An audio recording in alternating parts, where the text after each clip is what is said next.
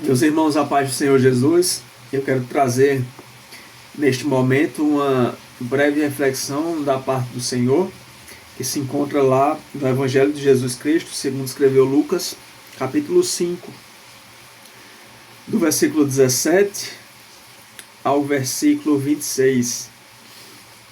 Como é um texto longo, eu vou ler apenas o ponto central desta reflexão, que se encontra no versículo 22, que diz assim: Jesus, porém, conhecendo os seus pensamentos, respondeu e disse-lhes: o que arrazoais em vossos corações? O que vocês estão pensando em vossos corações? Esta é uma passagem bastante conhecida que trata da cura de um paralítico. A cura de um paralítico em Cafarnaum. Jesus, a essa época, ele já era conhecido como um homem que curava. Como um homem que detinha poderes sobrenaturais de cura. E onde ele chegava, a multidão logo o encontrava para ter as suas necessidades atendidas. Não foi diferente em Cafarnaum. Jesus chegou em Cafarnaum e muitas pessoas foram até ele para ter as suas necessidades supridas. E uma dessas pessoas era um paralítico. Aquele paralítico, ele necessitava de uma cura. Só que ele não tinha como ir sozinho até Jesus. E a Bíblia relata que homens transportaram numa cama e procuravam fazer com que o paralítico estivesse diante de Jesus. Não sabemos se eram amigos, irmãos, parentes, pai. Sabemos que eram homens que ajudaram esse paralítico a chegar até o Senhor Jesus para ter a sua necessidade atendida. E quando chegaram naquela casa onde Jesus estava, uma casa abarrotada de pessoas, aquele paralítico, ele não tinha preferência naquela fila. Ele não tinha preferência a chegar até Jesus porque ele era só mais um dos tantos que estavam ali precisando tão somente de uma cura. E aí os homens, eles têm a ideia de colocar aquele paralítico diante de Jesus. Não podiam, porque a casa estava abarrotada. O que é que eles fizeram? Destelharam a casa e desceram com aquele paralítico acamado em cima de uma cama pelo telhado.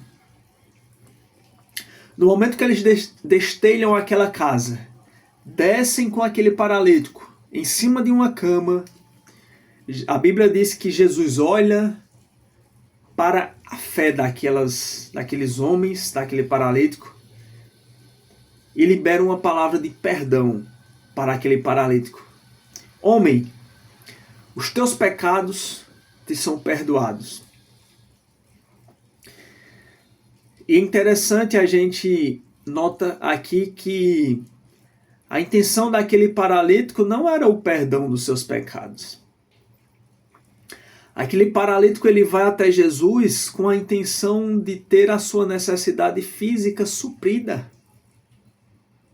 Não sabemos se era um paralítico de nascença, uma paralisia que desenvolveu através de uma fatalidade ao longo da vida, não sabemos. Sabemos que ele era paralítico, não sabemos há quanto tempo.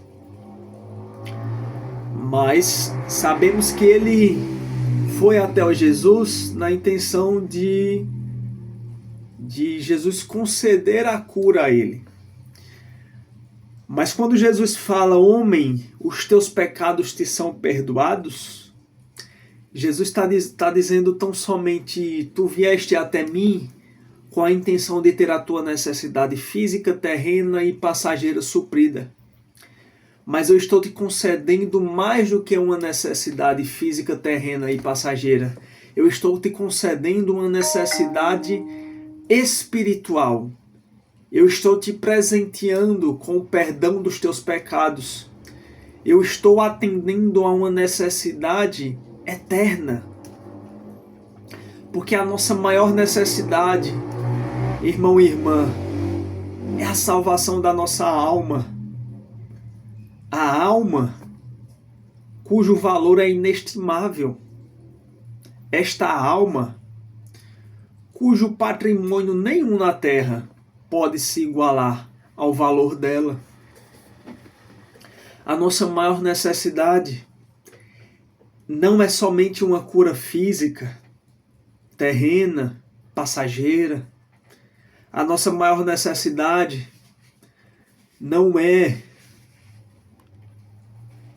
um emprego, não é uma casa, um transporte, talvez um casamento.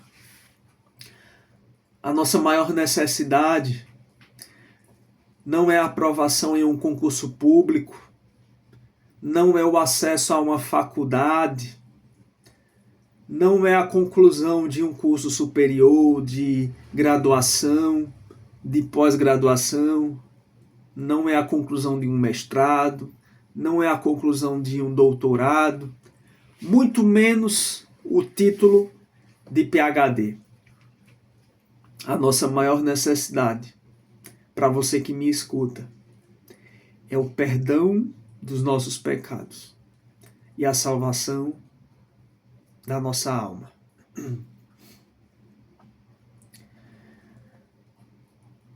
Porque Jesus um dia,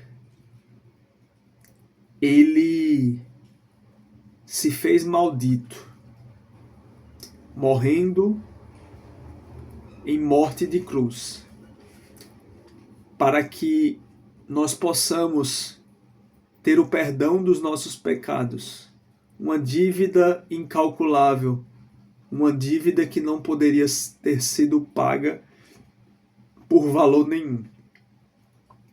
Mas essa dívida ele pagou com o precioso sangue, um sangue carmesim. Precisamos reconhecer esse sacrifício, porque é para isso que nós vivemos. É para reconhecer o sacrifício, para nos voltarmos a Deus e para glorificarmos a Ele com a nossa vida.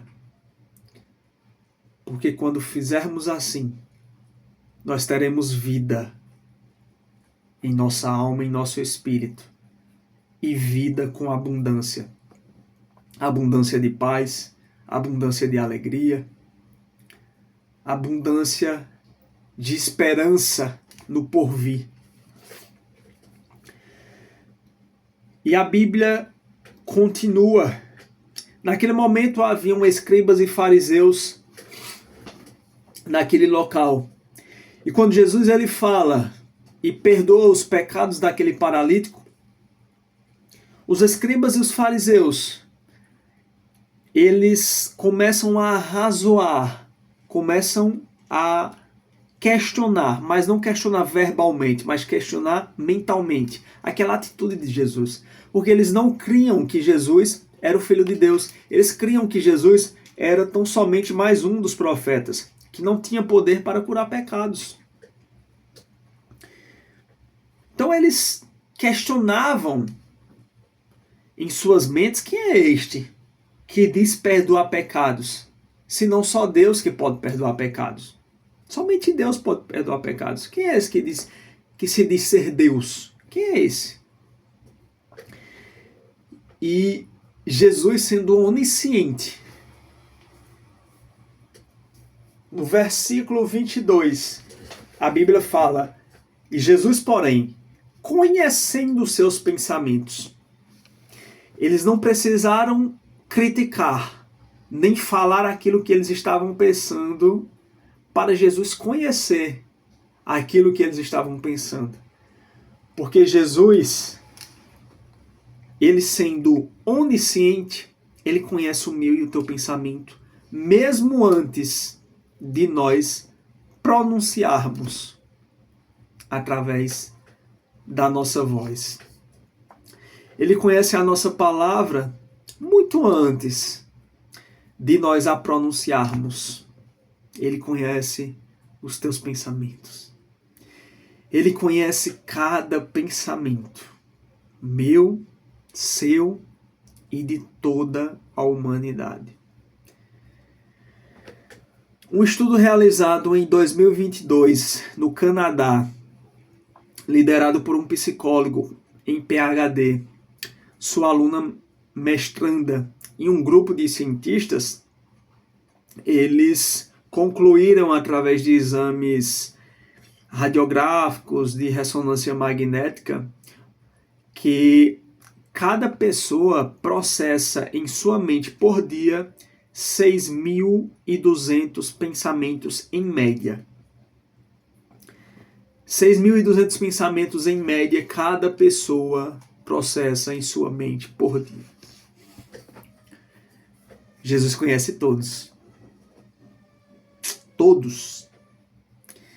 E aí quando a gente pensa que Jesus conhece 6.200 pensamentos de cada pessoa por dia, e multiplicamos esse valor pelo número de pessoas no mundo, que é aproximadamente 8,3 bilhões de pessoas no mundo, nós teremos aí um valor de aproximadamente 50,8 trilhões de pensamentos sendo processados por dia por toda a humanidade do planeta Terra.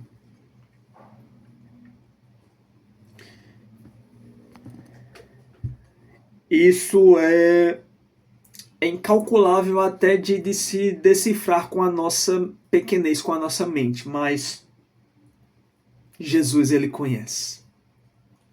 Não só os 6.200, mas Jesus conhece os 50 trilhões de pensamentos processados por dia.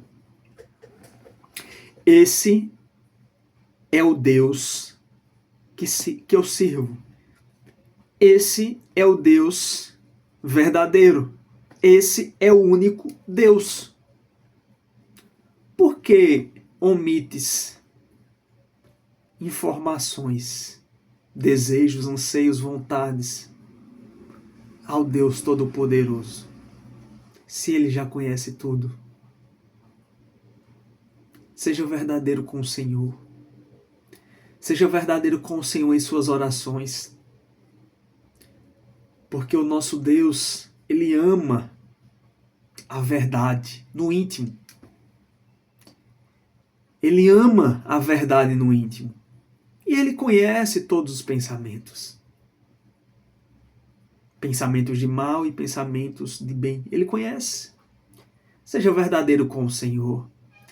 Seja verdadeiro com o Senhor nas suas fraquezas. Seja verdadeiro com o Senhor nos seus deslizes. Seja verdadeiro com o Senhor na sua negligência.